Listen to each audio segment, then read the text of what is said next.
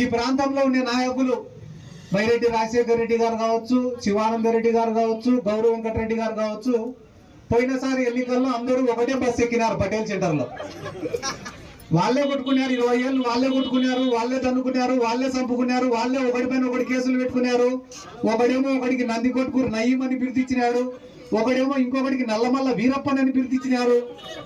అందరూ ఒకడికి ఒకటి బిరుదులు ఇచ్చుకొని ఆ పటేల్ సెంటర్ లో అందరూ ఒకటే బస్సు ఎక్కినారు.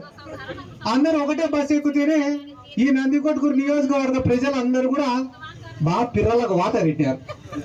40,000 ఓట్ల మెజార్టీ ఇచ్చినారు వైఎస్ఆర్ కాంగ్రెస్ పార్టీకి.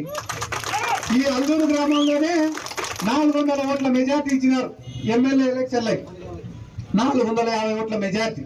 కానీ మీకు ఇప్పుడు నేను చెప్పే విషయం ఏమరా అంటే, పోయినసారి అందరూ ఒకటే బస్సు ఎక్కినారు కాబట్టి మీరు మా పెద్ద గుణపాఠం చెప్పినారు వాళ్ళకి.